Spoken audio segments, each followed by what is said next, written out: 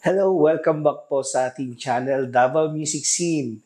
Ano ba ibig sabihin ng The Duke or Duke? Duke. Well, ito siya. It's a male title either of a monarch ruling over maybe a duchy o kaya member na isang royalty or nobility. Well, isa yon. And when it comes to music, well, isa si Edward Ellington na tinawag na Duke. Isa siyang American, one of the greatest jazz pianists nung era niya. And there's a lot. Maraming ibig sabihin ng Duke. But the thing is, hindi ko na itanong sa bandang to, ano bang ibig sabihin ng The Duke nila? Bakit sila tinawag na Duke? Maybe a band called The Duke, a title who rules over rock music or something. Sa susunod, tatanong natin sa kanila. But I think, of course, in any way, i-explain nila yan. So, huwag na natin patagalin. Ito yung interview ko with the Duke.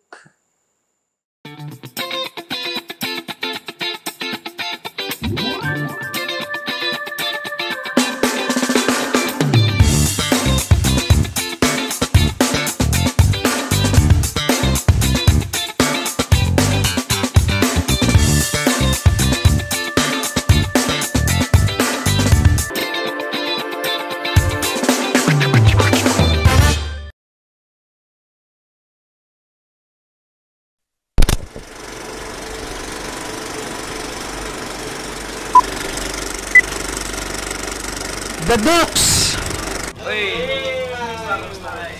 Well, thank you kayo sa yung hatag og chance sa kuha na may istorya karon. Actually, this is one of the most promising band here in Davao City karon. Ato silang at least mapangutana kung sa gusto nato na mahibalan.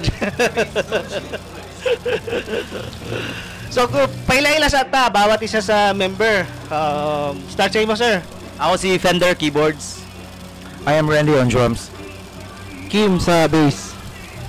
Jemmer on vocals. Chokes on guitars.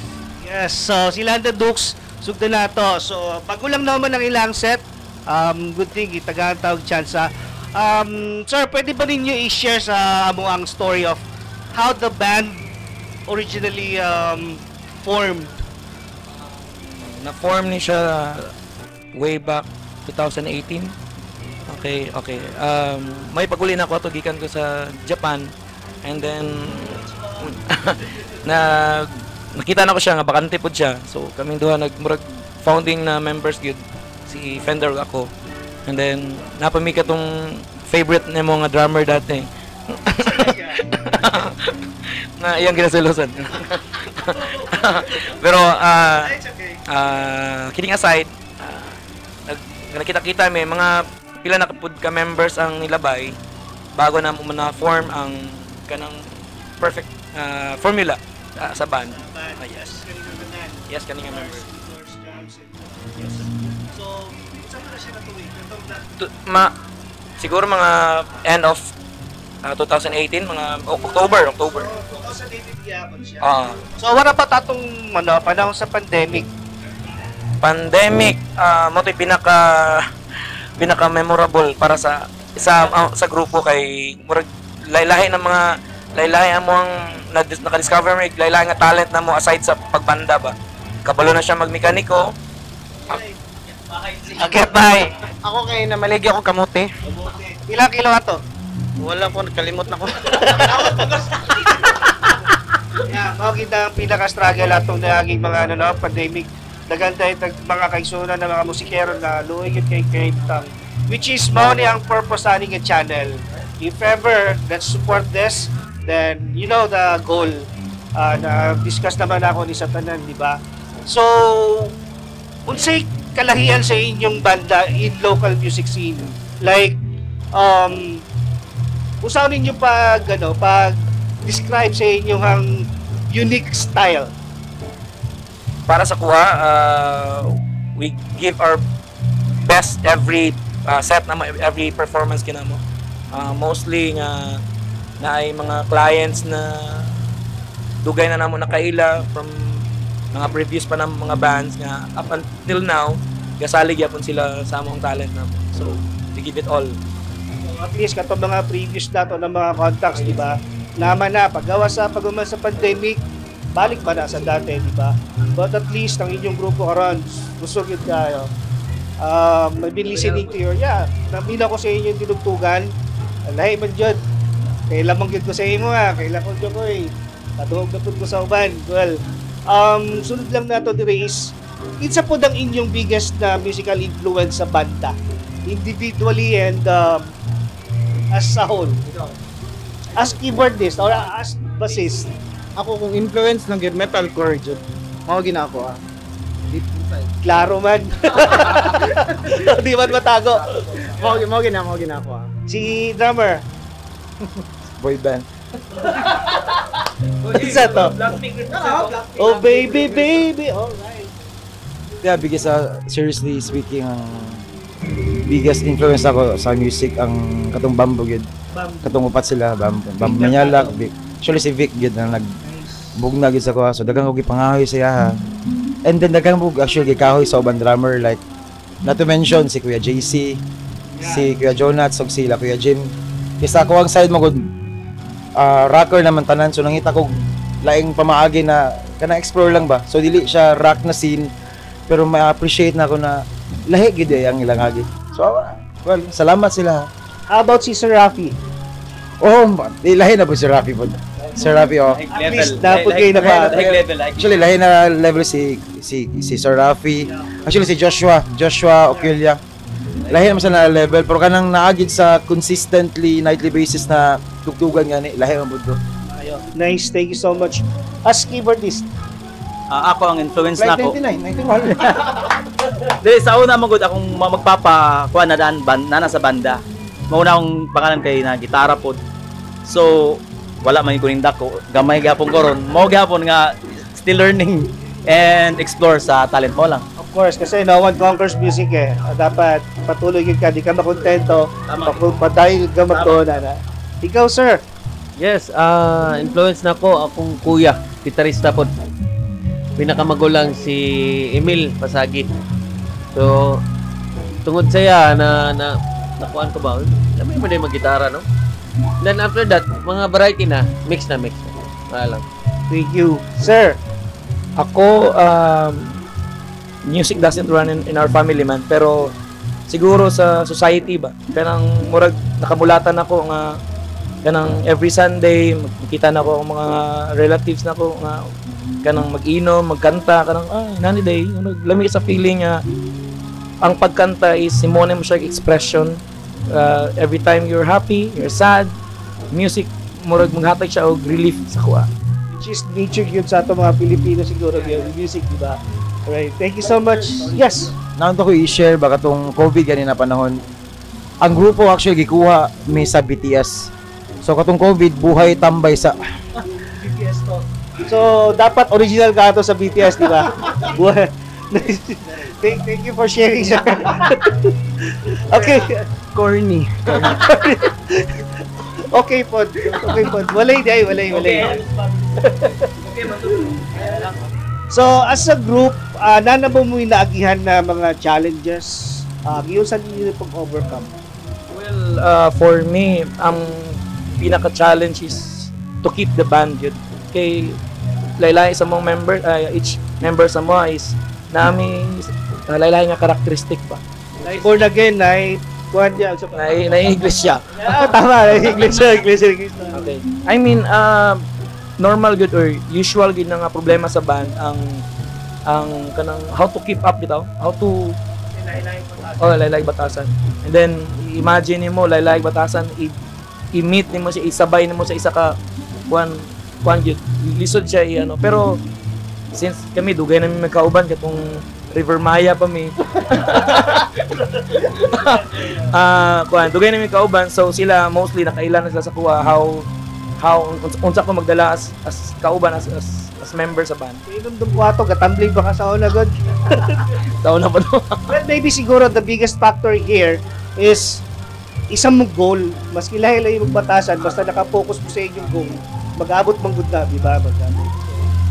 tama no, mo na pinaka ano, laylay batasan pero isa lang gid ang ang nag-bind sa mga ba, which is ang music din. Gusto sila mag-play og unsay influences nila, unsay kuan, which is ako as vocalist mo na gina-struggle nako kay sila laylay. Imagine mo gikan sa rap, gikan sa hardcore, then mga standard niya kani boy bands, siya pod kay more on mga butang gitara, diba? I-adjust mo na tanan, i-put into one. So ako ang luoy gyud. Kaya naman. Imagine mo gikan ka from ballad and then magpadulong ka mag-rap every night. Ana. Tama. Well, as a whole band, unsay pinaka-favorite ninyo na kanta na i-play as live? Ayan ako pangutala. Dagan man. Wala gi-check ka na mga favorite yun na. Ako, personally, as idol mo ginako ang Bamboo. Pag once na mag-Bamboo si Jemar, ano ko, isa kaset na Bamboo. Munaog na ko. Kaya ganahan ko Bamboo actually. Kung yung siya, ka ng Bamboo na katong rock version, good, o katong live version, gina ako the best. Well, nato natanan eh. Mao na siya nila mga artist, naging mentor po dato tanan. Additionally, naamag yung resemblance si Jemar kay Bamboo Manyalag. To be honest, good, I think everyone would agree. Yes, of course, everyone who knows you there is a Davao City will agree yun. Maski ako, nakasubaybay mo pagkuhanin Jemar. So ako sir, mapasalamaton ko na kaubang ko pareho kay Jemar na ingana na kaliber na klase vokalista. O mapasalamat mo siya kay siyempre. Naka-drummer po siya sama sa imo ha, di ba? Natural. Siyempre. Give back lang good. Give and take naman na siya. Ala naman na siya. So you should be proud of each one of you. Basta ako, di ba? So, ginaon sa ninyo pagbalanse ang inyong personal life. Ginaon sa ninyo pagbangada sa inyong profession as musician. Kasi, panggabi ang inyong always di ba? Sa buntag, unsaon naman. Ginaon sa ninyo na pagbalance. Once committed ka, isa good ka relationship. Once committed ka and then love nimo yung ginabuhat nimo, regardless kung unsay imong lakaw anang kung naamoy schedule na time or naamoy kanang goal na kaniya tong entertain karong gabi. So mo na siya commitment kumpara sa kuha. Commitment sa passion, di ba? Kasi dili ni siya basta tugtog lang dia. Passion niya. Kung love gid mo ang imong gibuhat, gid dili mo ka magsawa. Basta love lang gid mo. Kung dedicated ka, Nanay hugot din sa mga. dili sa music man lahi man budto. Mo gay nga ang pangutan nag-balance ba. Imbalance. Bitaw og love nimo ang imong ginabuhat, di ka magsawa. Para sa ko lang sa akong experience. Okay. So mga naminaw sa ato kana mga followers ninyo po, mga listeners, mga fans ninyo, mga aspiring musician po diyan na gusto magtuon, gusto po sundon ang inyong linya. Unsa may maikatambag ninyo sa ila? Start kayo, Chokes. Ha? Ako, yun. One lang, Follow ta ng girls. boy. One lang, be inspired. Be passionate sa imong craft. Dahil mo na mo lead sa imong way kung asa ka padulong. Labi na sa mo sa music. Tama, thank you. Never stop learning, exploring. Ayaw gina-stop. Kung makafeel ka gapoy, kaya na. Yan, nakatugtog naman kong Sweet Child O' Mine. Paano saan Lahi agapon. Like yan, dili kita makontento, di ba? Explore good always. Dili. Walay nakakonquer anyways, di ba? Thank you, sir. God.